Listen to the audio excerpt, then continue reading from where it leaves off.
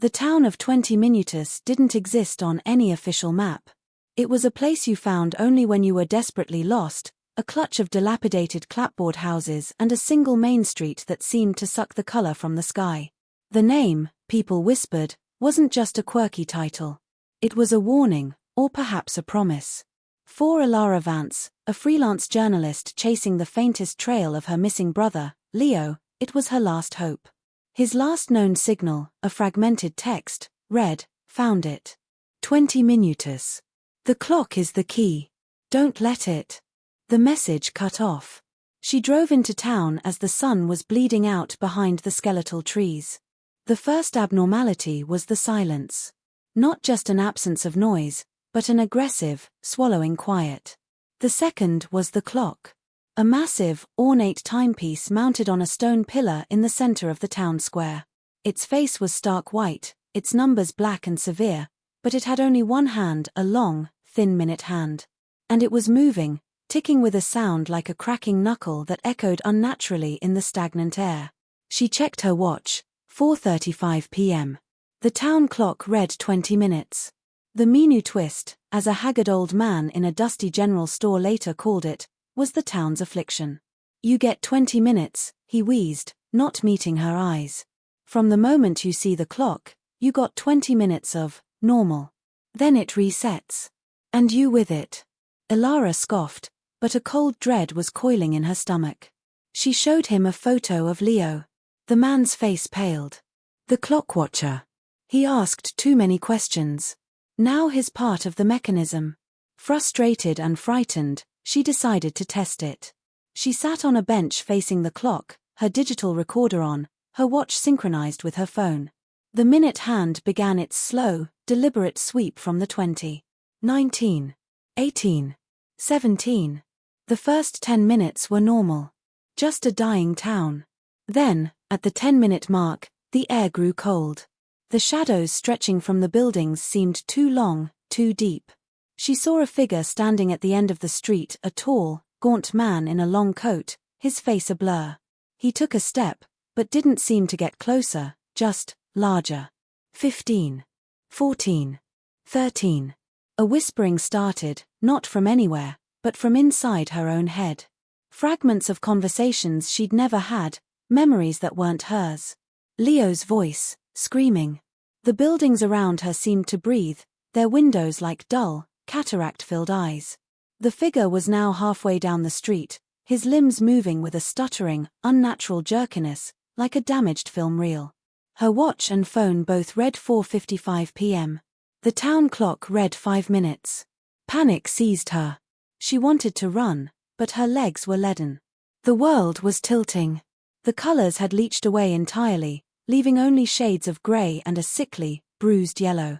The whispering became a chorus of wails. The gaunt man was at the end of her bench, his featureless face turned towards her. He raised a hand, and she saw it was made of fused, blackened clockwork. 2. 1.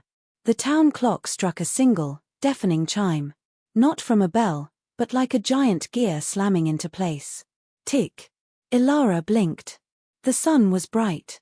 The air was warm. The birds were singing. The clock in the square now read 20 minutes. Her heart was no longer hammering. Her fear was gone. In fact, the last 20 minutes were fuzzy.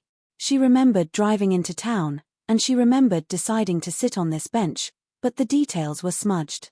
She looked at her digital recorder. It was off. She checked her watch. 4:35 p.m. Her phone said the same.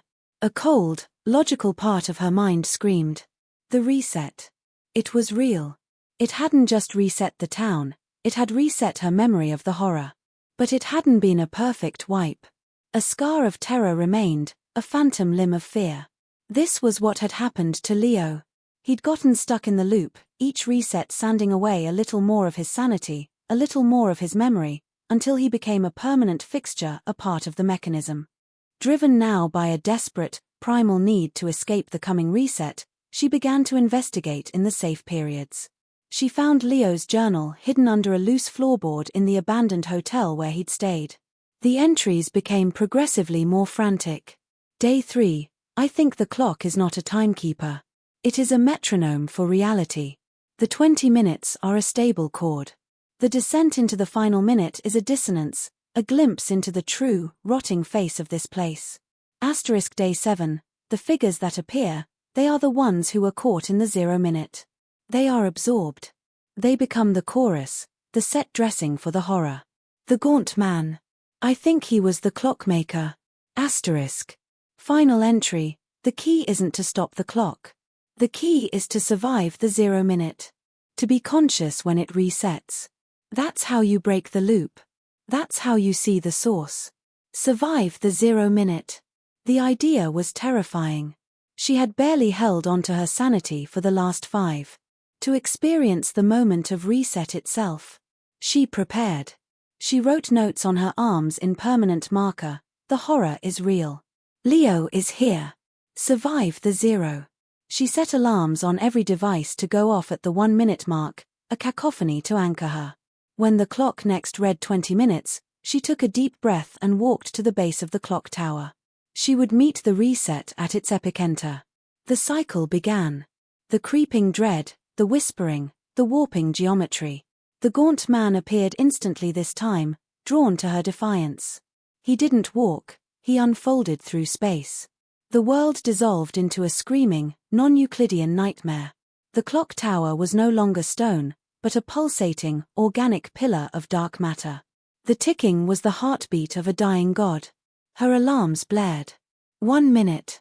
The gaunt man was upon her, his clockwork hand reaching for her face. The whispering became a single, coherent voice in her mind. Join the tick. Become the tark. 0. The clock hand clicked into place. And the world didn't reset. It shattered. For a single, eternal instant, Ilara saw the truth. 20 minutus was a patch, a clumsy bandage over a wound in reality. The town was just a psychic scab.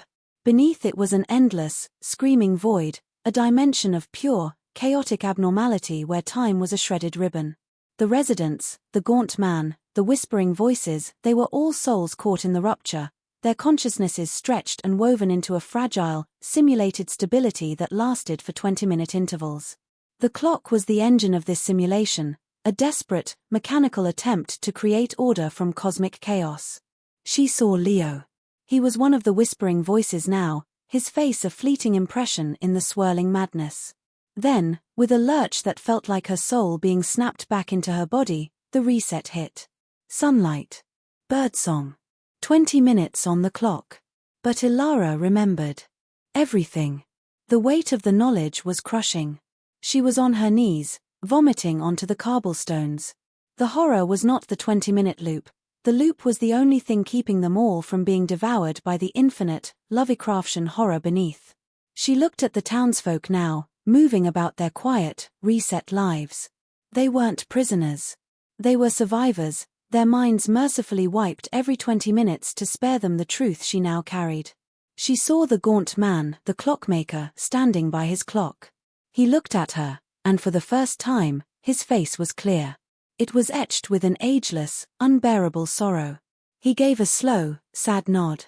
He had built this prison to save them, and he was its eternal warden.